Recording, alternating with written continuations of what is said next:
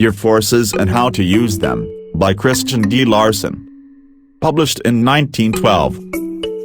This audiobook is brought to you by the Project Wisdom. Chapter 11. Concentration and the Power Back of Suggestion. The purpose of concentration is to apply all the active forces of mind and personality upon that one thing which is being done now, and it may therefore be called the master key to all attainments and achievement. In its last analysis, the cause of all failure can be traced to the scattering of forces, and the cause of all achievement to the concentration of forces.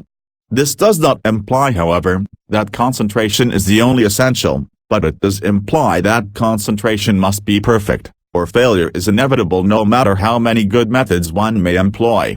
The ruling thought of concentration is, "This one thing I do," and it can be stated as an absolute truth that whenever the mind works completely in the attitude of that thought, concentration is perfect. The value of concentration is very easily illustrated by taking, for example, a wheel of 20 spokes with every spoke a pipe, and all those pipes connected with another conveying steam. The steam will thereby pass out through 20 channels. Then connect an engine with one of the pipes. That engine will accordingly receive only 1/20th of the steam conveyed through the wheel, while 19/20ths will pass out unwaste.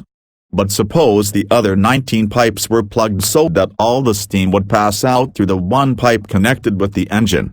The engine would then have 20 times as much power as before. The average mind is quite similar to such a wheel. An enormous amount of energy is generated at the hub, so to speak, or at the vital center of mental life, but as a rule, that power passes out through a score of channels, so that the channel of action receives only a fraction of the power generated in the human system. But here we must remember that you can apply your power effectively only in one direction at a time. Therefore, if all your power is to be applied in that one direction, all other channels must be closed up for the time being, or in other words, all the power of mind and thought must be concentrated where you are acting at the time. In learning how to concentrate, it is necessary in the beginning to remember that the usual methods are of no value. You cannot develop concentration by fixing thought or attention upon some external object. Real concentration is subjective, and subjective thought is deep, that is, it tacks through the deeper or anterior realms of mind.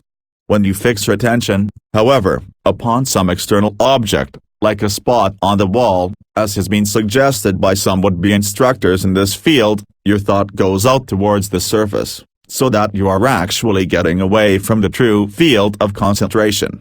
Any method, or any line of thinking that tends to draw the mind out towards the surface, will produce a superficial attitude, and when the mind is in such an attitude, deep mental action is not possible. But deep mental action is absolutely necessary in all concentration.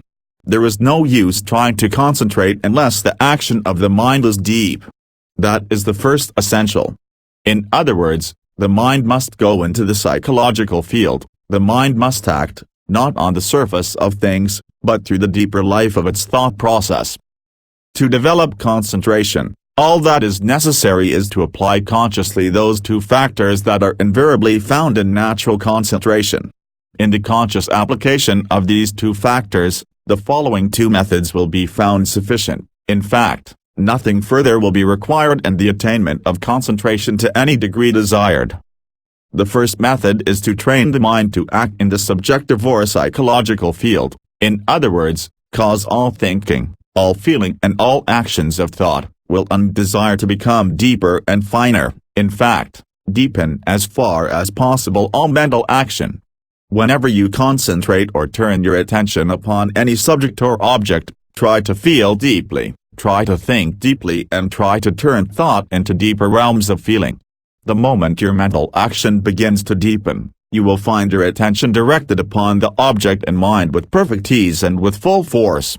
Whenever you are thinking about anything, try to feel your thought getting into the vital life of that something, and wherever you turn your attention, try to feel that the force of that attention acts through your whole mind instead of simply on the surface of your mind. To state it briefly, whenever you concentrate, deepen your thought, and the deeper your thought becomes, the more perfectly will the full force of your mind and thought focus upon the point of concentration. Whatever you have to do, deepen your thought while giving that work your attention. You will find that you will thereby give all your energy to that work, and this is your purpose. The second method is to become interested in that upon which you desire to concentrate. If you are not interested in that subject or object, begin at once to look for the most interesting point of view. You will be surprised to find that no matter how uninteresting a subject may seem, the very moment you begin to look for the most interesting viewpoints of that subject, you will almost immediately become interested in that subject itself. And it is a well-known fact that whenever we are thoroughly interested in a subject, we concentrate thoroughly and naturally upon that subject. To make concentration perfect, so that you can turn all the power of mind and thought upon any subject or object desired, these two methods should be combined. Always look for the most interesting points of view, and while you are looking for those viewpoints, deepen the action of your mind by trying to feel the real vital life of those actions. You thereby become interested in the subject on the one hand, and you make every action of the mind subjective on the other hand, and when perfect interest is combined with subjective mental action, you have perfect concentration. The constant practice of these two methods will develop the power of concentration to such an extent that you can concentrate completely at any time and for any length of time, by simply deciding to do so. And that such an attainment is of enormous value is evident when we understand how much power there is in man, and how concentration can turn all of that power upon the one thing that is being done now. All modern psychologists agree that there is enough power in any man to accomplish what he has in view, provided it is all constructively applied in that one direct. And when man can concentrate perfectly, he can use all of his power wherever he may choose to act. Then, if he combines scientific thinking and constructive mental action with concentration, nothing can prevent him from realizing his very highest ambition. Another important essential in the use of the forces of mind and thought, is that of understanding suggestion and the power back of suggestion, and this becomes especially true when we realize that there is no factor or condition that we may come in contact with anywhere or under any circumstances, that does not suggest something. To define suggestion, it may be stated that anything is a suggestion that brings into mind some thought, idea or feeling that tends to undermine some similar idea, thought or feeling that happens to be in the mind at the time. When you have certain ideas or feelings, and you meet circumstances that tend to remove those ideas or feelings, the power of suggestion is working in your mind. If your mind is in a wholesome state and an unwholesome picture removes that wholesome state by replacing something that is degrading, your mind is in the power of suggestion. If you feel joyous and some idea given to you makes your mind oppressed, you are in the hands of suggestion. In fact, when anything enters your mind in such a manner as to remove certain similar or opposite states already in your mind, it exercises the power of suggestion. It is therefore necessary to understand how this power works, so that we can take advantage of good suggestions and avoid those that are not good.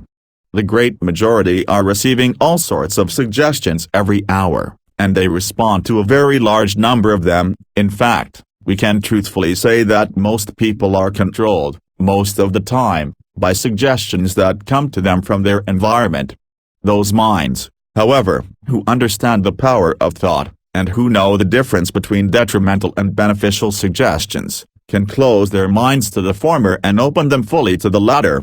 And the method to apply is this, that whenever you are in the presence of an adverse suggestion, concentrate your attention upon some idea or mental state which you know will act as a counter-suggestion. In other words, when adverse suggestion is trying to produce in your mind what you do not want, persist in suggesting to yourself what you do want. This practice, if employed frequently, will soon make you so strong in this direction that you will unconsciously, so to speak, be on your guard. In fact, the very moment that an adverse suggestion is given, your mind will spring up of its own accord with a wholesome suggestion to meet the requirements.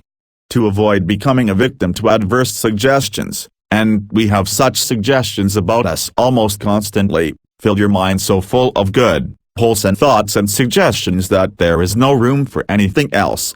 Feel right at all times, and nothing from without can tempt you to think wrong. Make every good thought subconscious, and no adverse thought from without can possibly get into your subconscious mind at any time. A great many suggestions do not produce results, a fact which should be perfectly understood, because every thought that we think does contain some suggestion. When we are trying to impress good thoughts upon our minds, we want the good suggestions conveyed by those thoughts to take effect, but frequently they do not, and the reason is that a suggestion takes effect only when we exercise the power that is back of suggestion. The outward suggestion itself is simply the vehicle through which another power is acting, and that other power is nothing more nor less than the real life of that idea which the suggestion intends to convey. To simplify this matter, we will suppose that you are suggesting to yourself that you are well. The suggestion itself is simply a vehicle conveying the idea of health, but if your mind is not in touch with the interior or living force of that idea of health at the time you are giving the suggestion, you have not exercised the power back of suggestion, and the idea of health will not be conveyed to your subconscious mind. On the other hand, if you can actually feel the power of this interior idea of health when you are giving the suggestion, you are in mental touch with the power back of that suggestion, and whenever you touch the power back of suggestion you use that power. Results, therefore, will be forthcoming. To explain further, we might say that you use the power back of suggestion whenever you mentally feel that vital idea which the suggestion aims to convey. When you feel that idea, you respond to the suggestion, but when you do not feel it, you do not respond. This explains why the power of suggestion so frequently fails, not only in everyday life, but also in mental healing. When you think health, you will produce health in your system if you feel the real or interior life of health at the time. When you think harmony, you will produce harmony in your system, if your mind actually goes into the soul of harmony at the time. When you place yourself in the mental world of happiness, whenever you are thinking happiness, you will actually produce happiness in your mind, because you are applying the power that is back of the thought that suggests happiness. Two men may present the same proposition under the same circumstances, and you will accept the proposition from the one, while ignoring the arguments of the other completely. The reason will be that while the one is talking about his proposition, the other is talking through his proposition. The mind of the one goes on the outside of his arguments and his suggestions, while the mind of the other goes through the real inner life of those arguments and suggestions. Therefore, the one is only using suggestion, while the other is also using the power back of suggestion, and it is the power back of suggestion that produces results, whenever results are secured. The same idea is illustrated when a person is speaking on a certain subject. If his description deals simply with the shell of that subject, he does not attract attention, but the moment he touches the vital or inner factors of that subject, everybody is interested. The reason is, he has touched the power back of his theme. But we all have ideas or suggestions to present at frequent intervals. Therefore, if we can use the power back of our suggestion at such times we may receive a hearing, but if we cannot, we attract little or no attention. Thus we understand the value of knowing how to use the power back of suggestion, and we can learn to use this power by training ourselves to get unto the real life of every idea and every thought that we may try to think or convey.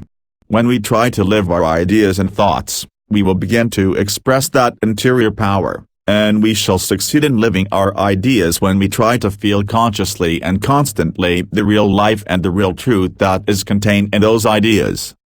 To secure the best results from the power of thought in its various modes of application, we must understand that there is something back of everything that takes form or action in life, and that it is through this something that the actions of mind should move whenever we use thought or suggestion in any manner whatever.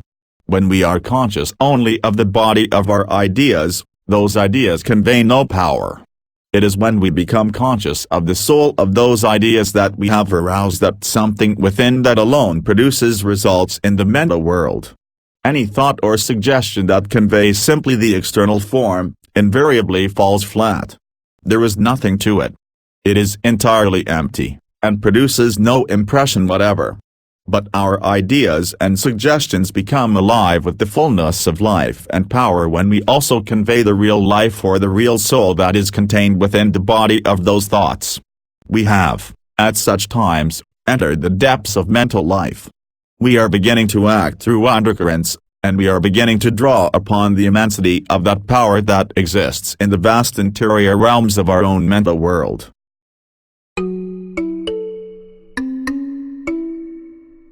Say to yourself 100 times every day and mean it with all your heart, I will become more than I am. I will achieve more and more every day because I know that I can. I will recognize only that which is good in myself, only that which is good in others, only that in all things and places that I know should live and grow. When adversity threatens, I will be more determined than ever in my life to prove that I can turn all things to good account. And when those whom I have trusted seem to fail me, I will have 1,000 times more faith in the honor and nobleness of man. I will think only of that which has virtue and worth. I will wish only for that which can give freedom and truth.